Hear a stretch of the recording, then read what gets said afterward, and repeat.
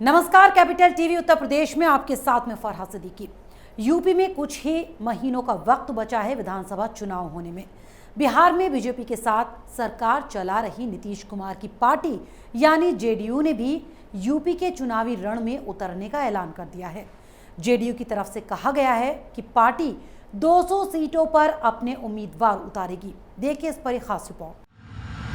उत्तर प्रदेश में विधानसभा चुनाव के नजदीक आते ही सभी राजनीतिक दल अपनी अपनी गोटियां फिट करने में लग गए हैं। बिहार के सीएम नीतीश कुमार अपनी पार्टी जेडीयू का अब उत्तर प्रदेश में विस्तार करने जा रहे हैं। यूपी में अगले साल के शुरू में होने जा रहे विधानसभा चुनाव में जेडीयू सियासी मैदान में उतरने और 200 सीटों पर चुनाव लड़ने का फैसला कर चुकी है।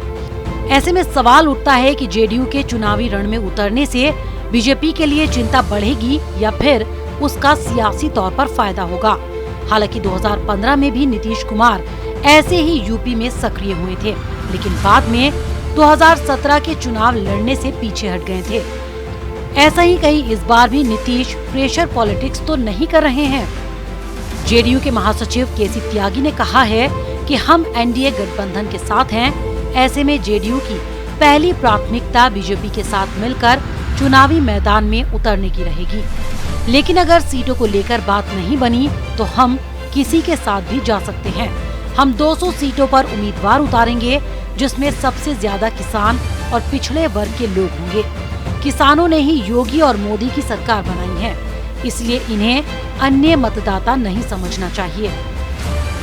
बता दें कि नीतीश कुमार इससे पहले भी 2015 में जीत कर आए थे, तो बनारस में एक बड़ी रैली कर चुनाव लड़ने की बात कही थी। हालांकि बाद में जेडीयू ने महागठबंधन से नाता तोड़कर बीजेपी के साथ आ गई थी और यूपी के विस्तार को ठंडे बस्ते में डाल दिया था। वहीं अब एक बार फिर से यूपी में चुनावी मैदान में जेडीयू ने उतरने का फैसला किया है, जिसकी जिम्मेदारी पार्टी महासचिव केसी त्यागी को सौंपी गई है।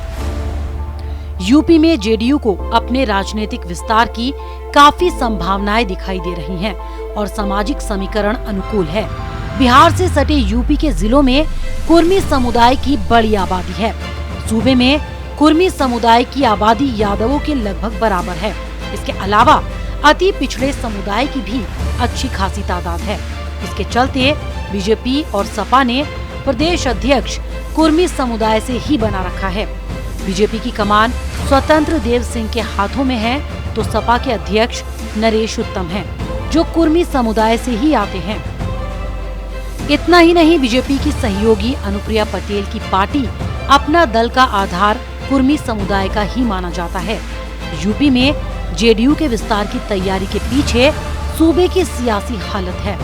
बीजेपी के सामने अन्य दलों का राजनीतिक सामर्थ्य कमजोर हुआ है। केसी त्यागी के मुताबिक काशीराम के बाद मायावती के नेतृत्व में बसपा अपनी जमीन खोती जा रही है। ऐसे ही मुलायम सिंह यादव के बाद सपा की कमान जब से अखिलेश यादव ने संभाली है, वो भी पस्त होती जा रही है। योगी सरकार में कुर्मी समुदाय को समानुपातिक प्रतिनिधित्व नहीं मिलने से निराशा है। ऐसे में जेडीयू अपनी जड़ें जमा सकती है।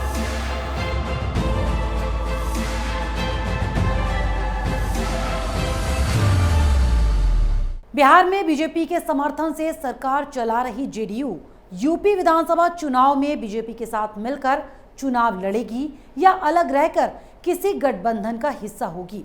आने वाले दिनों में सारी संभावनाएं साफ हो जाएंगी। तो फिलहाल मेरे साथ इतना ही, मुझे दीजिए इजाजत। नमस्कार। अगर आपको हमारा वीडियो पसंद आया हो तो इसे लाइक करें, हमारे चैनल को सब्सक्राइब करें और हाँ, बेल आइकन दबाना ना भूलें, ताकि आप तक हमारे वीडियो की नोटिफिकेशन पहुंचती रहे। आप अपना सुझाव हमें कमेंट बॉक्स में दे सकते हैं। हमारे साथ जुड़ने के लिए शुक्रिया।